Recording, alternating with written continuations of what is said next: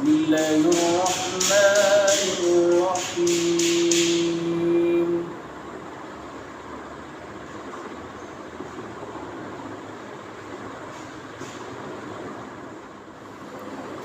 فمن حاجك فيه من بعد ما جاءك من العلم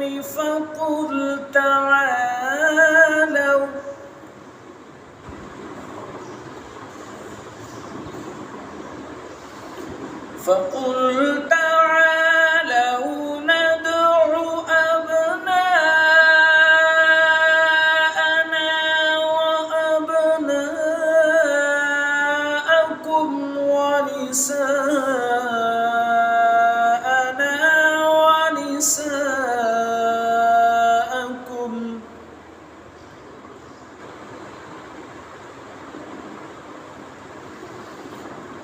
ثم نبتهل فنجعل لعنة الله على الكاذبين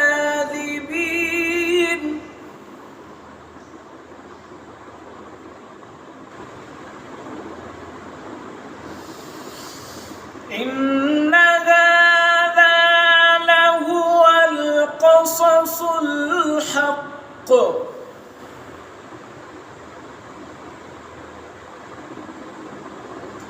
وما من إله إلا الله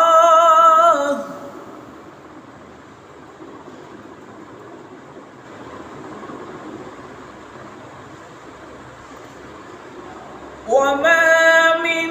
إله إلا الله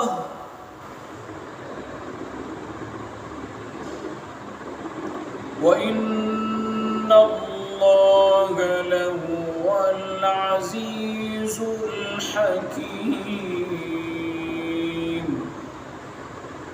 صدق الله